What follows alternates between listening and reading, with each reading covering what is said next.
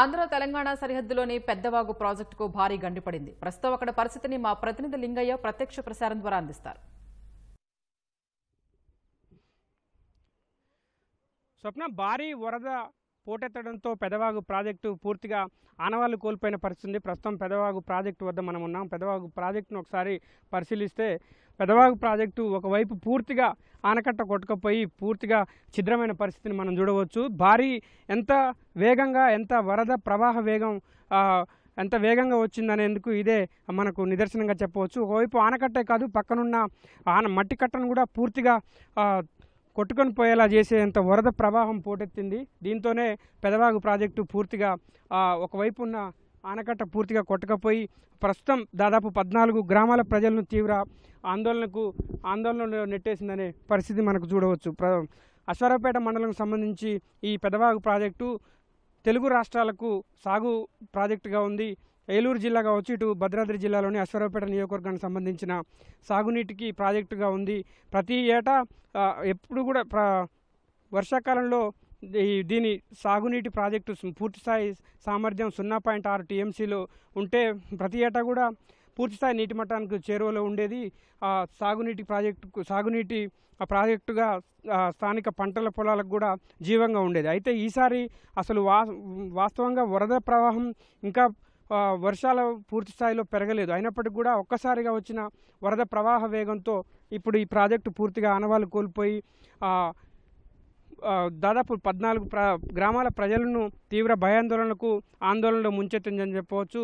ఇక్కడ నిన్న సాయంత్రం 6 గంటలు 7 గంటల మధ్య సమయంలో పెదవాగు ప్రాజెక్టు సంబంధించిన ఆనకట్ట పూర్తిగా గండిపడి పెద్ద ఎత్తున దాదాపు 70,000 క్యూసెక్కుల నీరు దిగువ ప్రాంతానికి విడుదల కావడం, అత్యంత వేగంగా వరద ప్రవాహం పోటెత్తడంతో దాదాపు 14 గ్రామాల ప్రజలు తీవ్ర ఆందోళనకు గురవుతున్నారు. దాదాపు 14 గ్రామాలు కూడా ముంపునకు గురయ్యాయి.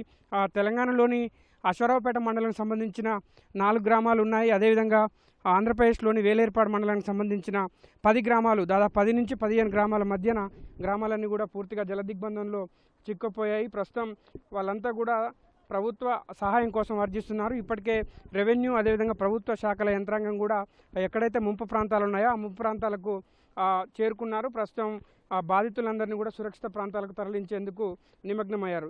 ఇంతటి ఉపద్రవం ముంచెత్తడానికి ప్రధానమైన కారణం నిన్న ఆంధ్రప్రదేశ్లోని బుట్టాయిగూడెం మండలంలో సంబంధించి వరదలు భారీగా రావడం, అదేవిధంగా చెరువులు దాదాపు 10ల సంఖ్యలో చెరువులు పెద్ద ఎత్తున వరద పోటెత్తడంతో చెరువులకు గండ్లు పడి ఆ చెరువుల నీరు కూడా పెదవాగు ప్రాజెక్టులో వచ్చి చేరడంతో ఒకవైపు ఎగువ ప్రాంతాల నుంచి వస్తున్న వరద ప్రవాహం, అదేవిధంగా ప్రాజెక్టులో ఉన్న నీటి నిల్వ సామర్థ్యానికి మించి రావడంతో దాదాపు 0.6 టీఎంసీల నీరు నిల్వ ఉండాల్సిన సందర్భంగా దాదాపు 70,000 క్యూసెక్కుల నీరు వరద ప్రవాహంగా రావడంతో ఒక్కసారిగా వరద ప్రవాహం వేగం పెరిగి ఆనకట్ట పూర్తిగా ఉద్రిక్తికి లోనై కొట్టుకుపోయిన పరిస్థితుల్లో, గండిపడిన పరిస్థితుల్లో దాదాపు 250 మీటర్ల మేర ఆనకట్ట పూర్తిగా కొట్టుకుపోయిన పరిస్థితుల్లో ఇప్పుడు మొత్తం 14 గ్రామాల ప్రజలు కొంత ప్రాణాలు అరచేతిలో పెట్టుకొని బతుకుతున్న పరిస్థితి. కొంత వరద ప్రవాహం కిందికి తగ్గుముఖం పడుతుంది. అయితే అశ్వారావుపేట మండలానికి సంబంధించి కొంత పరిస్థితి అదుపులోనే ఉంది.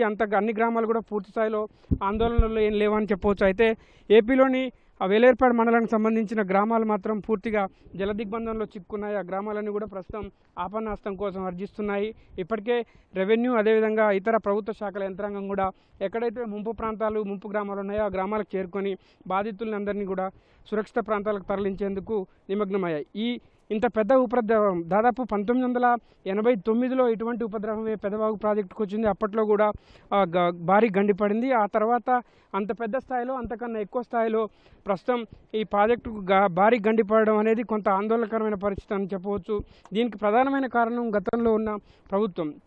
గత 5 ఏళ్ల పాటు ఆంధ్రప్రదేశ్లో జగన్ సర్కార్ ఉంది. అప్పుడు ఈ ప్రాజెక్టు సంబంధించి జలవనరుల శాఖ దాదాపు 5-6 సార్లు కూడా మరమ్మతుల కోసం 100 కోట్లతో ప్రతిపాదనలు పెట్టి ప్రభుత్వానికి అందజేసింది. అయినప్పటికీ కూడా ప్రభుత్వం ఎటువంటి స్పందన లేదు, ప్రభుత్వం నుంచి నిధులు విడుదల చేయలేదు. దీంతో ప్రాజెక్టు సంబంధించి పర్యవేక్షణ మరమ్మతులు పూర్తిగా కోల్పోయిన పరిస్థితుల్లో ప్రస్తుతం ఈ ప్రాజెక్టుకు ఇటువంటి దుస్థితి పట్టిందన్న ఒక అభిప్రాయం అయితే వ్యక్తమవుతుంది.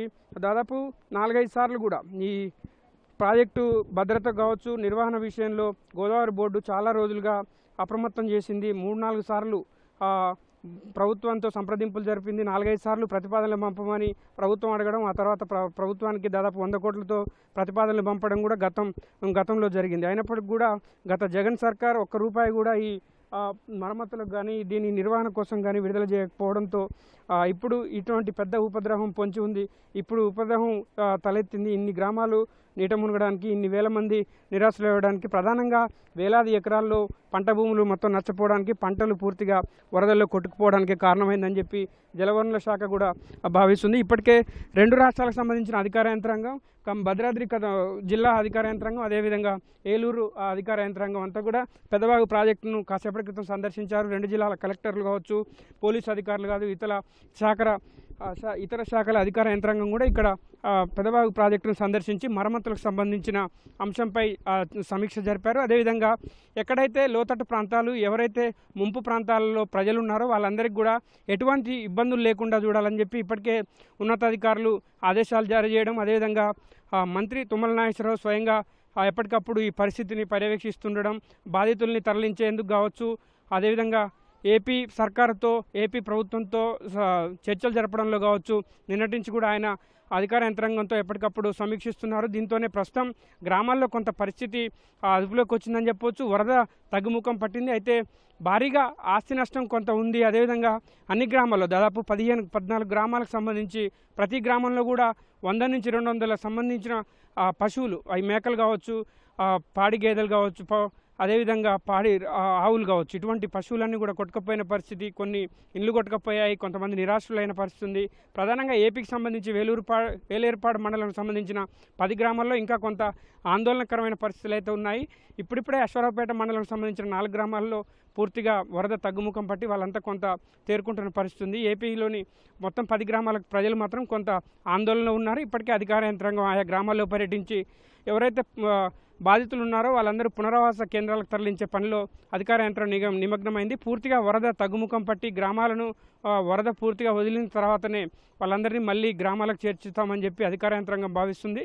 2 జిల్లాల అధికార యంత్రాంగం ఒకే చోట ఉండి పెదవాగు ప్రాజెక్టుకు సంబంధించిన మరమ్మతులు కావచ్చు, ఇతర అంశాలకు సంబంధించి సమీక్ష జరుపుతున్నారు. అదేవిధంగా పునరావాస కేంద్రాలకు బాధితులను తరలించే పనిలో నిమగ్నమయ్యారు. మరోవైపు పెదవాగు ప్రాజెక్టుకు సంబంధించి కొంత ఆందోళనకరమైన పరిస్థితుల్లో ఎవరిని కూడా ఇక్కడికి అనుమతించడం లేదు. పూర్తిగా ఇక్కడ నిషేధాజ్ఞలు విధించారు. పోలీసు యంత్రాంగాన్ని కూడా పటిష్ట బందోబస్తు ఏర్పాటు చేసిన పరిస్థితి ఉంది.